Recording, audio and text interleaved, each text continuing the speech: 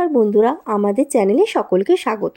সকলের পছন্দের ইলিশ মাছের রেসিপি নিয়ে হাজির।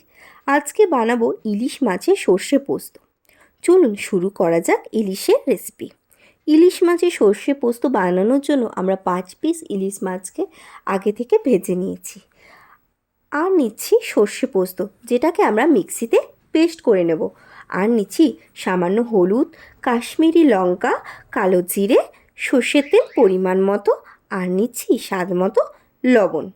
প্রথমে কড়া গরম হলে ওর মধ্যে আমরা পরিমাণ মতো তেল দেব, তারপর দেব কালো জিরে। কালো জিরেটিকে একটু নাড়াচড়া করে নিয়ে তার মধ্যে অ্যাড করব আমরা সর্ষে পোস্ত বাটা।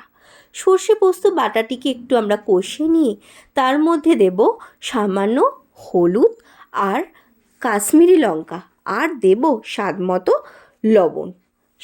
তারপরে আমরা ওই পেস্টটিকে আমরা কষে নিয়ে তার মধ্যে দেব সর্ষে পোস্ত ধোয়া জলটা। এরপর একটু নাড়াচড়া করে নিয়ে তারপর কড়ার মধ্যে চাপা দিয়ে দেব। কিছুক্ষণ পর চাপাটি খুলে খুব অল্প পরিমাণে ঘি অ্যাড করব।